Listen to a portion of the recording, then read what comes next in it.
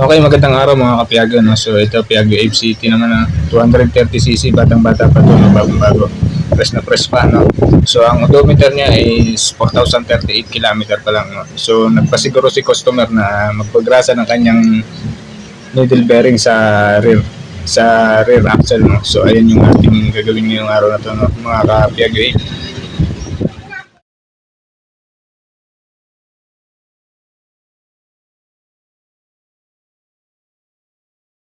Ayan mga kapiyag-ape, no? So, gaya na nasabi ko kanina, tuturo ko sa inyo kung paano maggrasa ng ating rear axle bearing ng Piaggio FCT, no? So, ayan mga kapiyag, medyo mahirap-hirap grasahan itong Piaggio Ape dahil wala itong mga grease fittings na tulad ng mga pang-Bajaj, no? So, kailangan natin talagang mano-mano nakakalasin ng ating rear axle para magrasahan natin yung ating needle bearing. So, ayan mga kapiyag, yung gagawin natin. So, medyo mahirap talasin yung kanyang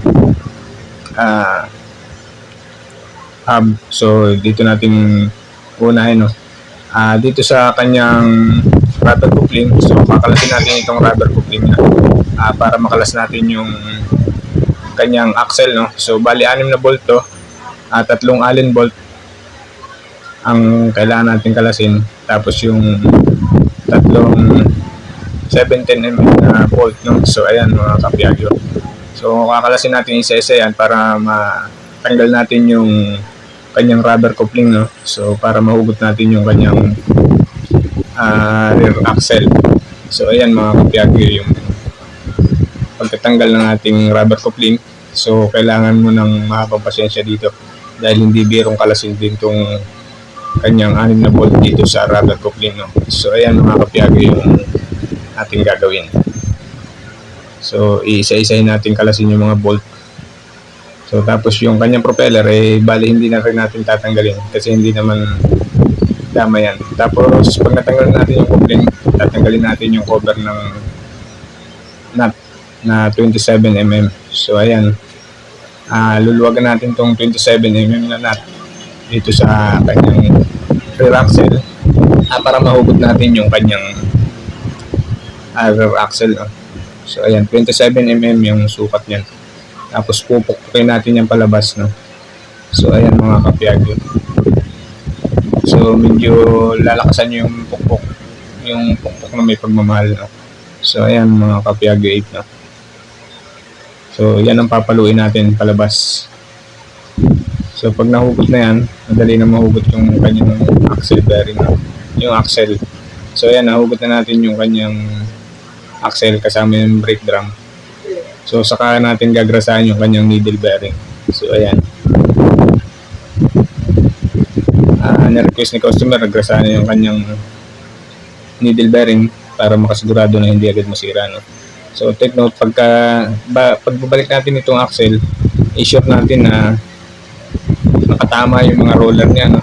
So gaya nito, nalaglag yung ibang roller, so kaya mahirap ipasok yung kanyang rear axle. So isasalansan natin yan dahil yung kanyang roller nalalagas, no? So nalalaglag. So kapag hindi natin na-align ng maganda hindi papasok ng maayos yung ating rear axle. So ganyan yung mangyayari mga kapiyagyo, no? So pag pinilit naman natin, sira ang bearing. So ayan mga kapiyagyo, no? Para sigurado, grasahan uli natin. Tapos may naiwan pang isa. So ayan. So kapag kompleto na, madali na natin may papasok yung kanyang axle.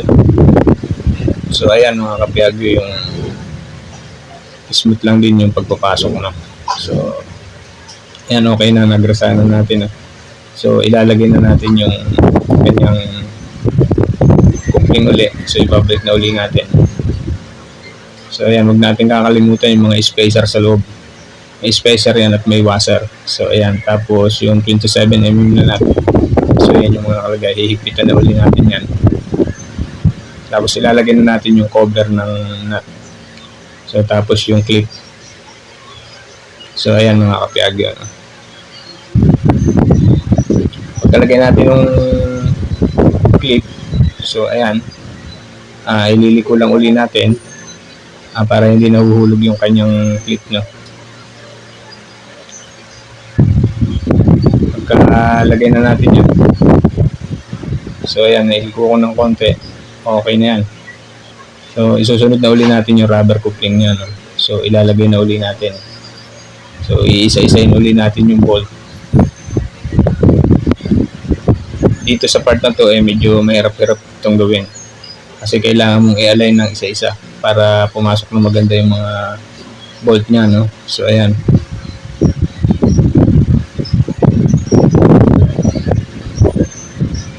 Sa paggagrasa ng ating rear axle bearing medyo matrabaho. Di tulad ng Bajaj Sari na meron siyang grease fittings, no? So sa Piaggio yung manual mong gagrasahan. So kailangan mong kalasin talaga itong mga parts sa propeller, no? So ayan mga ka-Piaggio.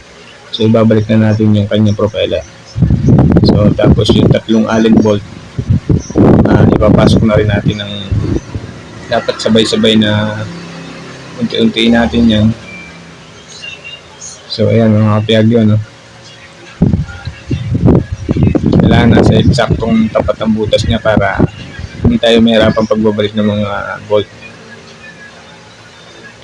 So tulad nito, medyo disalign siya. So ayan mga ka-Piaggio, yung pag-maintenance ng bearing natin sa hulihan, no? Yung needle bearing. So sa pagpapalit nito ay talagang medyo matrabaho talaga. O sa paggrasa talagang kailangan mo ng mahabang pasensya. So ayan mga ka-Piaggio, no? Unti-unti ko nang binabalik yung kanyang mga bolt.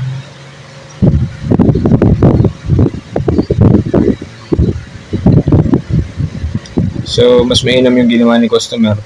Maaga niyang pinagrasahan yung kanyang needle bearing dahil minsan kaunti yung nakalagay na grasa doon sa kanyang needle bearing, kaya maaga nasisira yung mga axle ng mga ganitong unit, no? Dahil sa natutuyo agad yung kanyang grasa. So mas mainam na grasahan nyo agad kahit bago pa para makasigurado tayo hindi agad masisira, no? So ayan mga ka-Piaggio, yun yung mga simpleng tips lang sa inyo kapag ganito ang unit nyo, Piaggio 8. So kailangan natin grasahan yung kanyang bearing.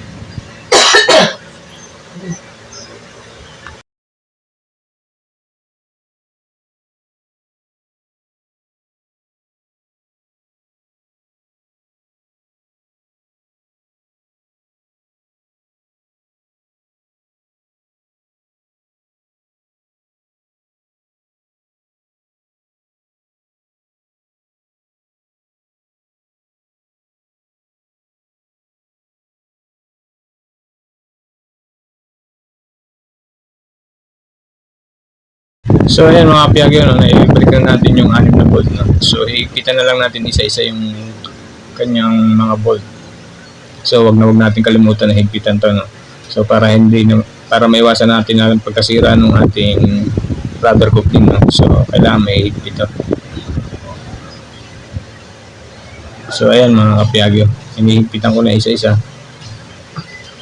para sure na hindi masisira agad yung kanyang rubber coupling. So dito naman tayo sa brake shoe, ay babalik na natin yung brake drum. Tapos meron tong dalawang screw bolt, no? So ibabalik natin yan. So ayan mga ka-Piaggio, no? Okay na. Tapos ilalagay na natin yung gulong. So yun yung paggagrasa ng ating needle bearing sa likod, no? Sa rear axle.